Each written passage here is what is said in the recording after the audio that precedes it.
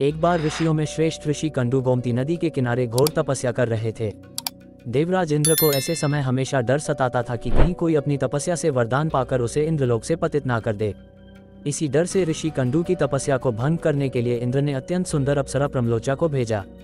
उसकी उस खूबसूरती को देख ऋषि अपनी वर्षों की कड़ी तपस्या भूल गए और उसके साथ गृहस्थ जीवन बसाने के सपने देखने लगे।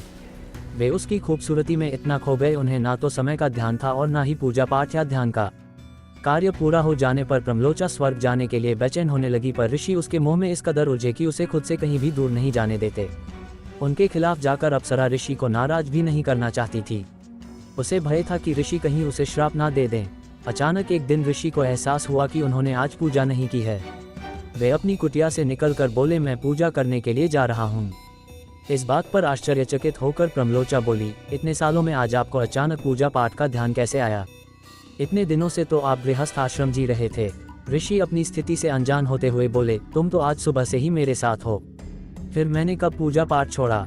उनका ये जवाब सुनकर प्रमलोचा आश्चर्य से भर गई। उसने ऋषि को बताया कि वह आज सुबह से नहीं बल्कि पिछले 907 सालों से उनके साथ गृहस्थ जीवन व्यतीत कर रही है। ऋषि असमंजस में पड़ गए। वो अप्सरा के मोह में इस कदर फंस गए थे कि उन्हें समय के बीत जाने का एहसास ही नहीं हुआ।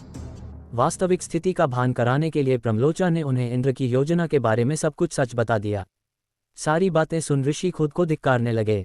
जिस मोह माया को त्याग कर उन्होंने कठोर तपस्या की थी, उसी मोह ने उनके कई वर्षों को नष्ट कर दिया और उन्हें इस बात का एहसास भी नहीं था।